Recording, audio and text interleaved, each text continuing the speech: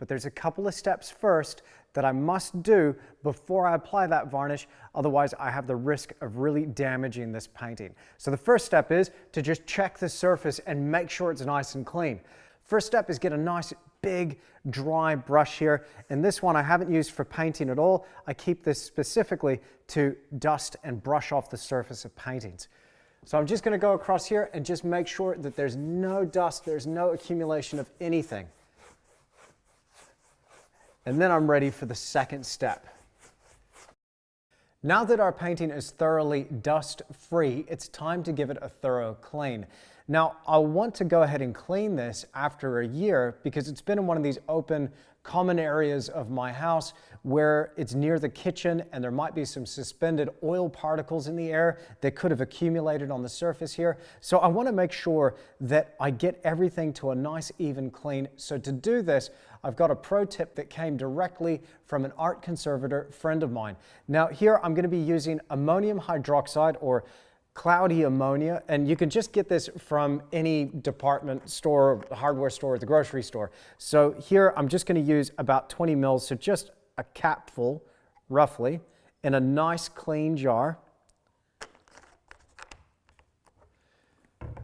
and about 250 mils of water, so a cup of water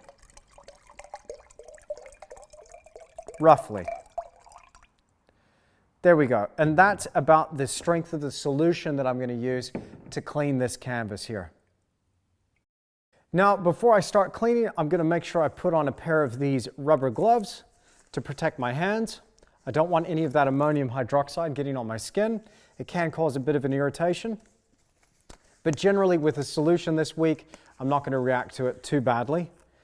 And I'm just going to use a little bit of this on a nice clean rag, and we're going to go slowly and methodically across the canvas. Now for my rags, if I didn't already mention, I'm using just plain white t-shirt material. Now this polyester mixed with cotton is pretty good as a painting rag. It doesn't drop too much in terms of fiber. It's nice and clean, but also I can see if there's going to be any residue that's going to come off the surface of the painting, it's going to accumulate on the surface of that rag, and I can tell the effectiveness of the cleaning, or I can also tell if I've mobilized some of that paint, heaven forbid. Again, this painting is over a year old, so we're well and truly within the right time range to be able to varnish this and also clean it before we do a final varnish. Now I'm not pressing too hard. I'm just gently rubbing on the surface, and then with a dry rag, just come back and wipe off the excess. And then repeat. And I'll just keep going across the surface like this, just checking it one patch at a time. Now generally if I work in sections or patches, I know where I've been, and I'm just going one square patch at a time. Rather than starting in the middle and working my way out, it can be difficult to keep track of where I'm going. So here, just one patch and moving from either right to left or left to right, up to down, just whatever method works for you. I was pushing against there going, I wonder what is this lump that I'm feeling? It's really good. I'm actually encouraged by this because I'm not seeing a whole lot of dirt coming off the surface. But with a painting that had been really, really old, I definitely want to do this step before varnishing it. And again, I'm not pushing very hard. It's just a light touch, just gently going across the surface and then going back and just drying off, wiping up any of the excess of where I've been. All right, so I'm just checking the surface. I'm pretty happy with that cleanup job. I got a little bit of excess dirt back off the surface, but it wasn't too bad.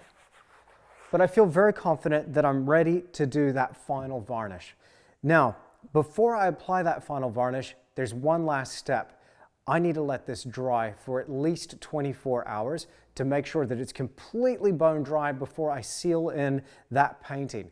If there's moisture trapped between the varnish layer and the painting, that can cause this thing called blooming, where you can get these opaque patches spreading underneath that varnish layer. We don't want any of that, so I'm just going to make sure that all that excess is lifted up and then has got time to evaporate out into the studio air. So 24 hours, We're going to let this dry. We're going to come back tomorrow.